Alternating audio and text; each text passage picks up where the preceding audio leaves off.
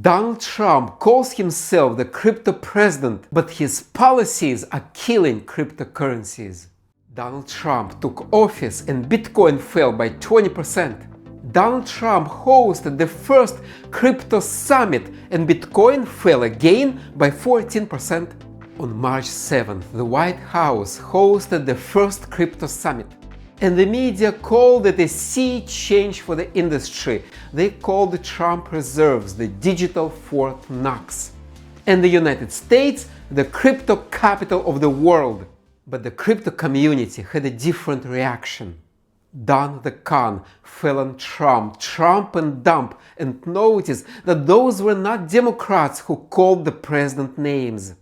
When Democrats hate Trump, that's normal, but those were the crypto enthusiasts, the very people who voted for Trump, who donated money to his campaign and cheered for his win. So what happened? Hi, my name is Vitaly. I am an economist. I am a boring mainstream economist. And in this video we'll discuss why Donald Trump, the crypto president, is killing the cryptocurrencies. Why Trump's strategic reserves in Bitcoin don't mean anything. Why the future of Bitcoin will be decided by China, not the United States. And finally, will Bitcoin survive Donald Trump's disastrous policies?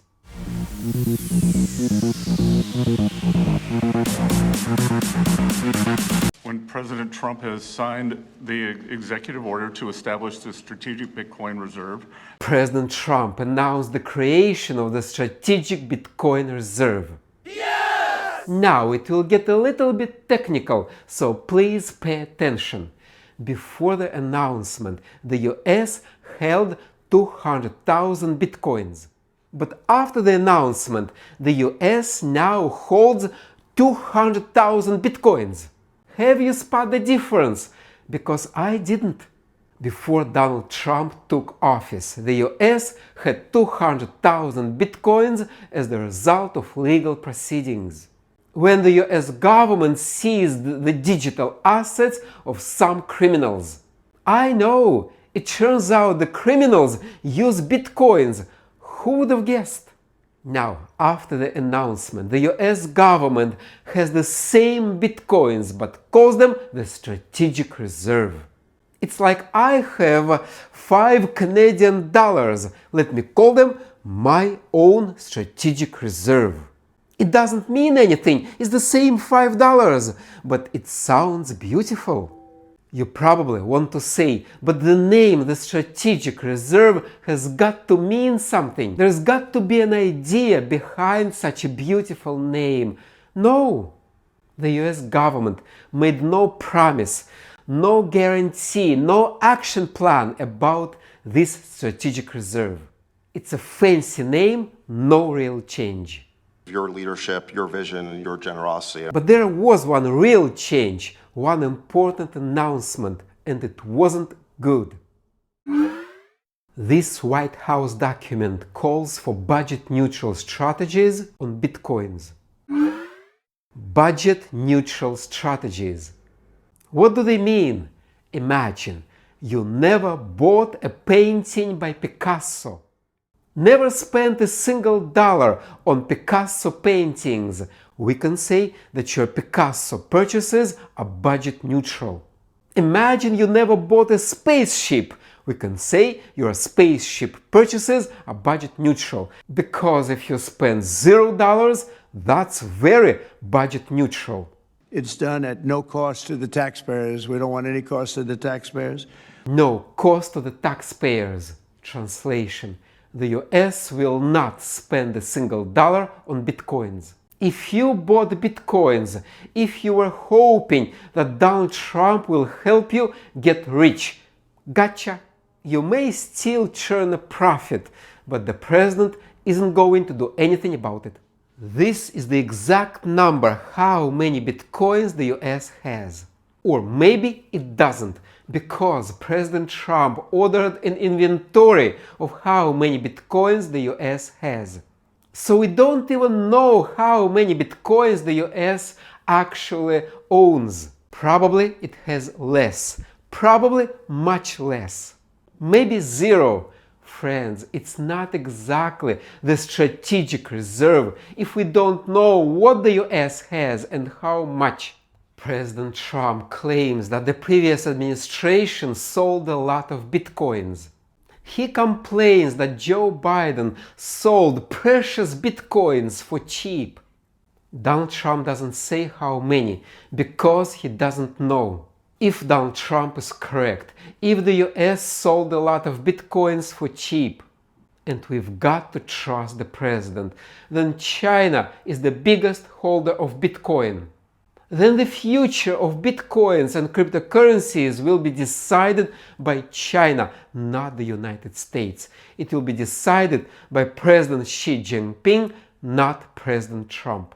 But the fatal blow to cryptocurrencies was when Donald Trump launched its own coin.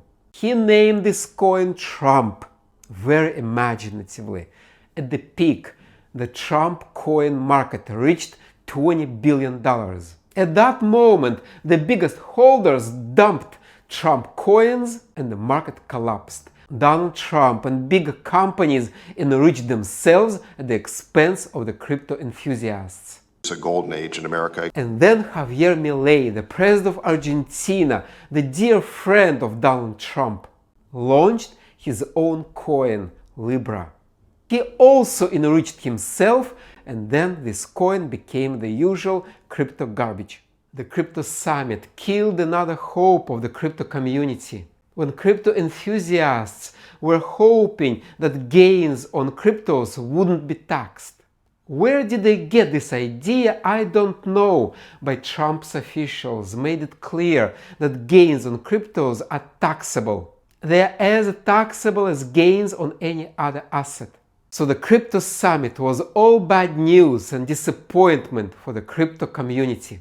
Which is interesting because the crypto community played a big role in Donald Trump's win. When the crypto-related groups donated $245 million to Donald Trump's campaign. That's nearly half of all corporate donations, and Donald Trump, the true politician, took the money, used their support, and discarded them. We're here because of your love of innovators. But if Trump's policies are so damaging for Bitcoin, will Bitcoin survive? Can the Bitcoin handle the next 4 years of Donald Trump? And in this video I claim that yes, Bitcoin in particular and cryptos in general will survive. Because at this moment cryptocurrencies are well established, they play an important role in today's world. Cryptocurrencies are perfect for avoiding taxes, tariffs and sanctions. Cryptocurrencies are here to stay. The world needs cryptocurrencies as long as the United States keeps imposing sanctions on enemies and slapping tariffs on friends. We need another currency. We need an alternative to the US dollar. But what do you think?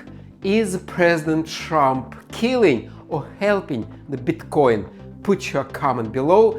Thank you for your input. Thank you for watching. Stay tuned and I'll talk to you next time.